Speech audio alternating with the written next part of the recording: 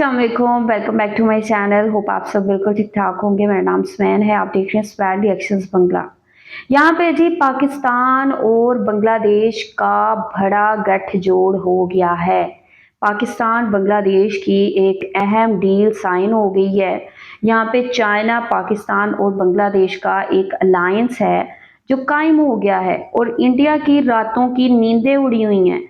India कह रहा है कि ये क्या हो रहा है, जो चीज़ हमने कभी होने नहीं दी थी, आज वही चीज़ हो रही है और इंडिया के सर पे खतरे की घंटी बज रही है। यहाँ पे पाकिस्तान के मीडिया ने बहुत अहम किस्म की बातें की हैं बांग्लादेश के हवाले से और पाकिस्तान के ताल्लुकात के हवाले से, साथ ही चाइना जो कि एक बहुत इंपॉर्टेंट कंट्री है, ज़ाहिर सी बात है। तो क्या कहा है पाकिस्तान के मीडिया ने, वीडियो को आखिर तक देखें, फिर इस पे मज़ीद अहम पॉइंट्स आप लोगों के साथ शेयर करूँगी। वीडियो देखने से पहले चैनल पे न्यू है तो चैनल को सब्सक्राइब और बेल आइकॉन को क्लिक करें। तो चलते हैं, देखते हैं वीडियो, लेट्स गो। नायब वजीर आजम और वजीर खारजा इसहाक डार ने ढाका में बांग्लादेश के chief adviser professor Mohammad Yunus से मुलाकात की है, जिसमें पाक बांग्ला ताल्लुकात की बहाली, नौजवानों के रवाबित, कनेक्टिविटी और इलाक़ी ताउन पर तबादला ख्याल हुआ है। इस मौके पर इसहाक डार ने मुशीर खारजा मोहम्मद तौहीद हुसैन से भी तफसीली गुफ्तगू की, जिसमें आला सतही रवाबित, तिजारत, तालीम, सकाफत और इंसानी हमदर्दी के मसाइल पर गौर किया गया। साक की बहाली, मसला फ़लस्तीन और रोहिंग्या बहरान पर भी बात हुई और दोनों मुल्कों ने ताल्लुकात को मज़ीद मुस्तहकम बनाने पर इत्तफाक किया। इस दौरे के दौरान पाकिस्तान और बांग्लादेश के दरमियान 6 मुआहिदों और याददाश्तों पर भी दस्तखत हुए हैं, जिनमें सिफारतकारों के लिए वीज़ा फ्री मुआहिदा, तालीमी और तहकीकी ताउन और मीडिया इश्तराक शामिल है।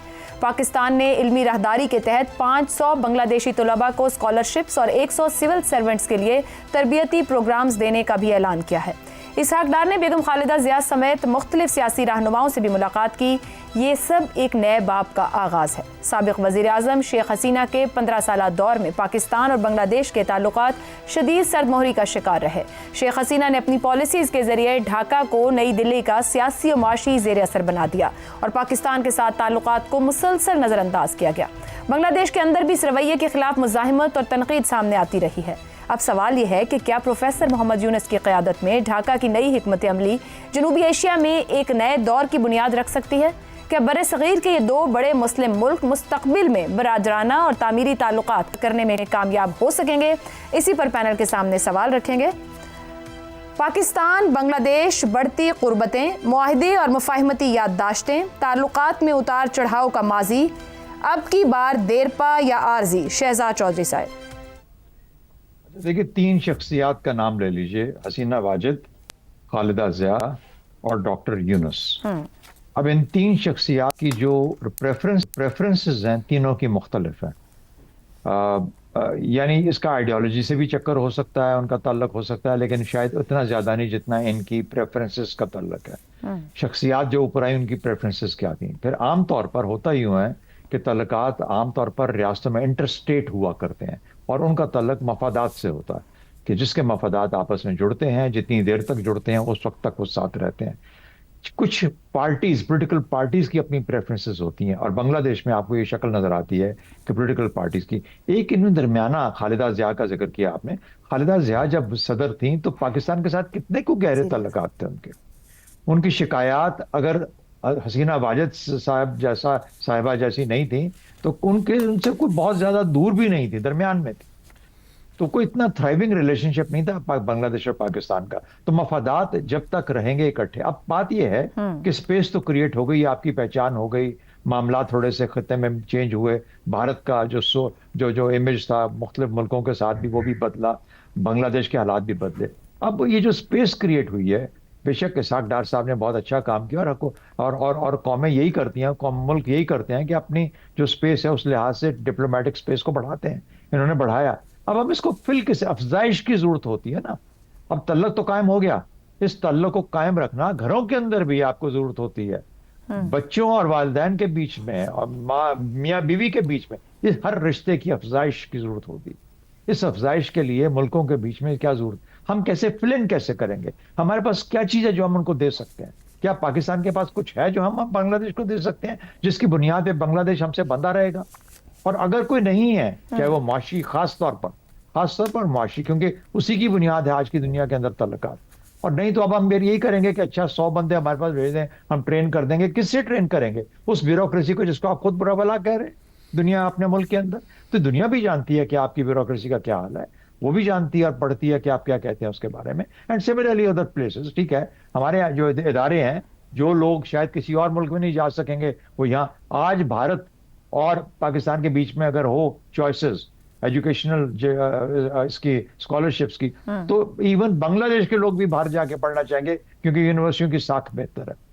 तो मेरा मतलब कहने का यह है कि जब तक हम अपने अंदर अपनी प्रोडक्ट को बेहतर नहीं करेंगे, ये सिर्फ और सिर्फ एक मोमेंट्री एक तल्लक रहेगा, और उसके बाद उसको अफजाइश के लिए, उसको बढ़ाने के लिए कोई हमारे पास हाथ में कोई ऐसी चीज नहीं होगी। तो मुझे यूं लगता है कि पाकिस्तान शायद इन तमाम ब्रेक थ्रूज के बावजूद, जो कि इसके नए एक इमेज ने, एक नई पहचान ने जो दिए हैं, शायद हम उस जगह को फिल ना कर सकें, उसको सस्टेन ना कर सकें, क्योंकि हमारे पास वो अवामिल, वो चीजें, वो प्रोडक्ट्स नहीं है जो कि हम जिनसे हम उस मुल्क को अपने साथ जोड़े रख सकते हैं। चीन का एक अमल है, चीन एक अमल है, एक चीन का, लेकिन चीन के अपने तल्लुकात है बांग्लादेश के साथ। बांग्लादेश चीन के साथ क्लोज हुआ है।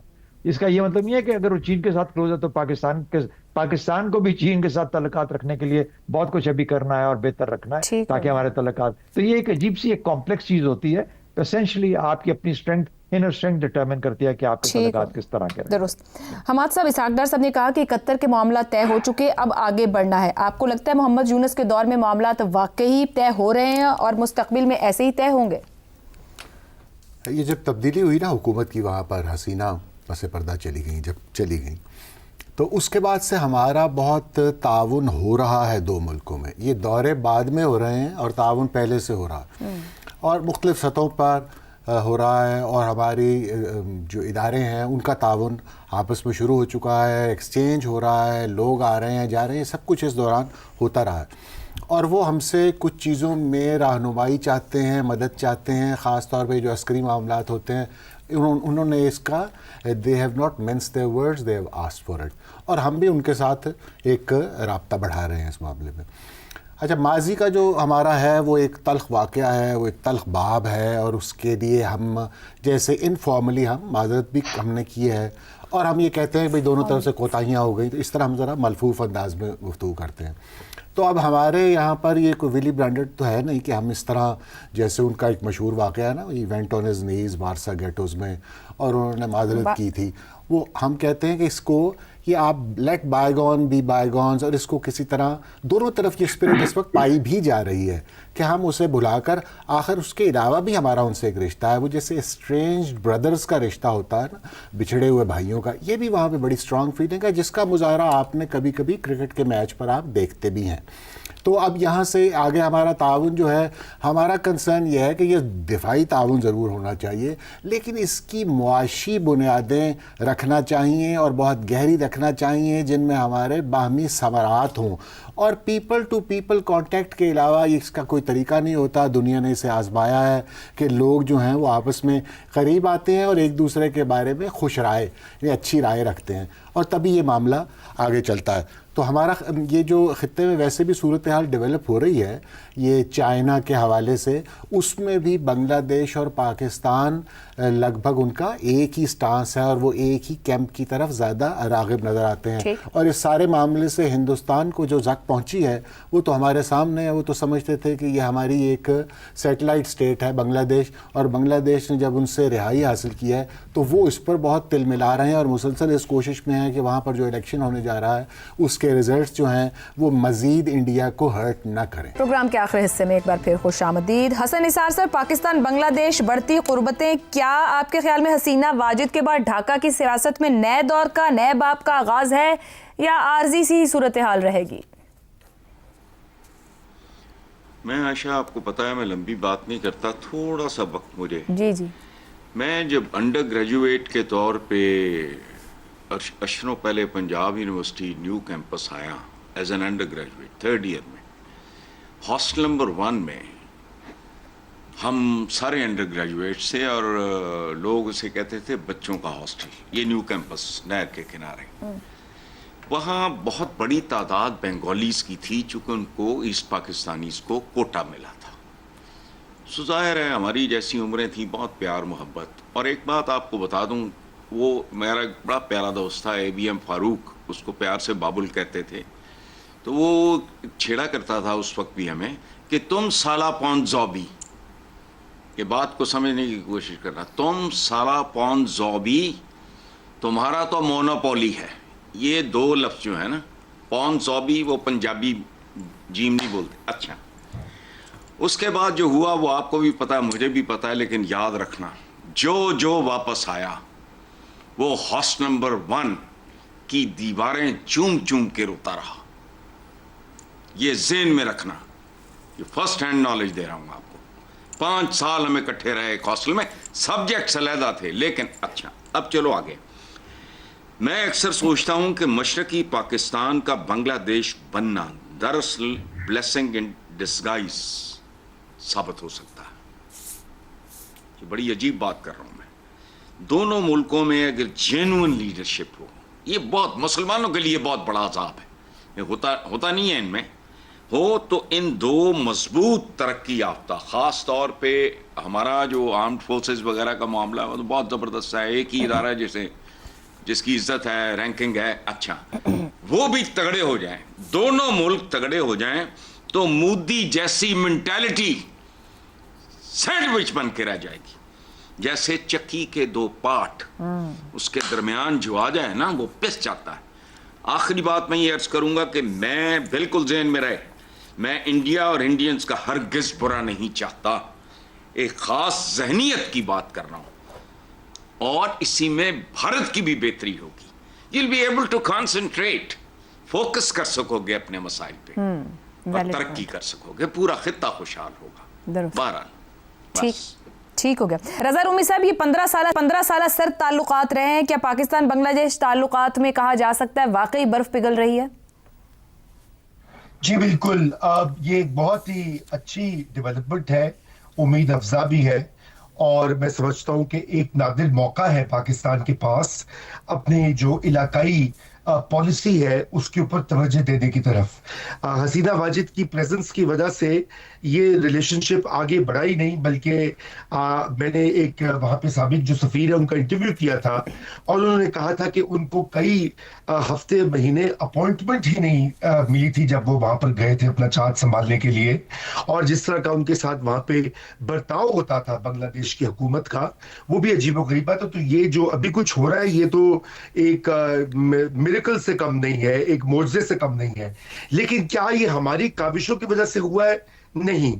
इसमें सबसे पहली तो ये बात है कि बांग्लादेश की आवाम में जो हिंदुस्तान के बारे में इस वक्त एक गुस्सा जो फैला हुआ है, एक तो वो बहुत बड़ा रीजन है, उसी वजह से ये तहरीक भी चली, और हसीना वाजिद को देखा जा रहा था एक ऐसे पॉलिटिशियन के तौर पे जो प्रो हिंदुस्तान है या हिंदुस्तान की इजारादारी की अलमबरदार है।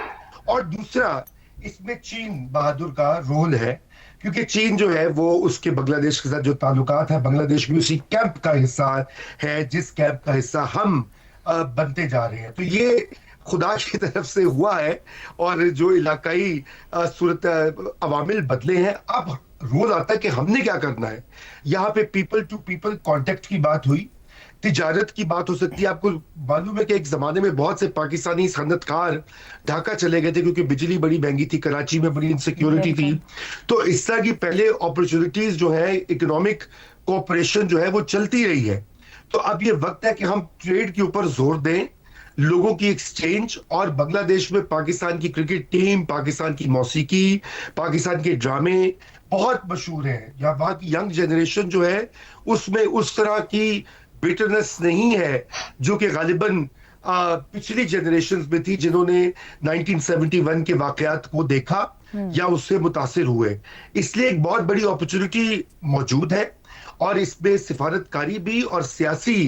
देखिए, पाकिस्तान और बांग्लादेश के ताल्लुकात के हवाले से पाकिस्तान मीडिया में बहुत ज़्यादा बातें हो रही हैं और इसको बहुत ज़्यादा सीरियस वे में देखा जा रहा है। बांग्लादेश किस तरह बना जो भी हुआ, लेकिन आगे बांग्लादेश के साथ पाकिस्तान अपने ताल्लुकात को बहुत अच्छा करना चाहता है, शेख हसीना के होते हुए पाकिस्तान के लिए ये करना पॉसिबल नहीं था, क्योंकि शेख हसीना एक इंडिया का लाया हुआ एक ठीक है बंदा थी, एक बंदी थी जिनको इस्तेमाल किया जा रहा था इंडिया की जानिब से। यही वजह थी कि बांग्लादेश की ये प्राइम मिनिस्टर शेख हसीना किसी भी दौर पाकिस्तान के साथ अच्छे रिलेशंस की ख्वाह नहीं थी, उनकी ख्वाहिश नहीं थी कि किसी दौर भी रिलेशंस बेहतर हों।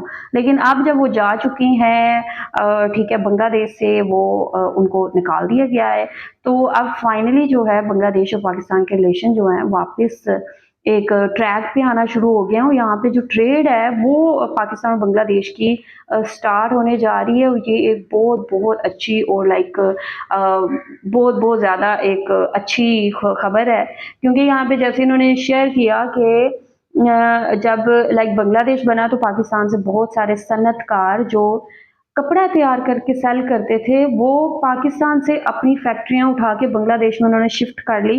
तो यहाँ पे अगर पाकिस्तान और बांग्लादेश के दरमियान रिलेशंस बेहतर होते हैं तो पाकिस्तान के बहुत सारे ताजर बांग्लादेश के अंदर बिजनेस करना पसंद करेंगे। इसी तरह बांग्लादेश के बहुत सारे ट्रेडर्स हैं जो पाकिस्तान में पाकिस्तान का जो कपड़ा है वो बहुत पसंद करते हैं। तो इस तरह आपस में जो एक कनेक्शन है और जो बिजनेस है उसका लेन देन होने वाला है।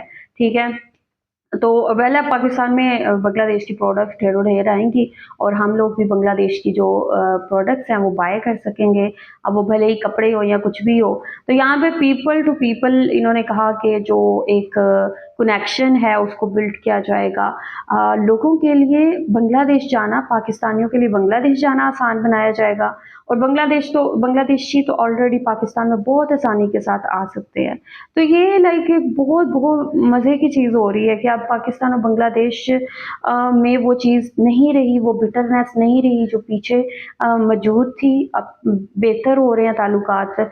तो ये सबसे बड़ी बात है और इसमें सबसे ज़्यादा परेशानी जो है वो इंडिया के लिए है, मोदी के लिए है और मोदी कभी नहीं चाहता था कि ये चीज़ हो। लेकिन फाइनली अब तीनों ये कंट्रीज़ चाइना, पाकिस्तान और बांग्लादेश का जो अलायंस हुआ है, इसकी वजह से सबसे ज़्यादा बड़ा ख़तरा इंडिया के लिए है, क्योंकि इंडिया ने हमेशा बांग्लादेश को पाकिस्तान से दूर रखा और बांग्लादेश को हर चीज़ में पीछे रखने की कोशिश की। लेकिन सदा वक्त एक जैसा नहीं रहता, वक्त बदलता रहता है। आप लोग क्या कहेंगे इस हवाले से, आप उनका क्या कहना है? जो भी कहना चाहते हैं लाजमी बताएं कमेंट सेक्शन में। वीडियो को लाइक शेयर लाजमी करें, अपना ख्याल रखें, अपने चैनल का भी। I will see you till then, take care, अल्लाह हाफिज़, बाय बाय।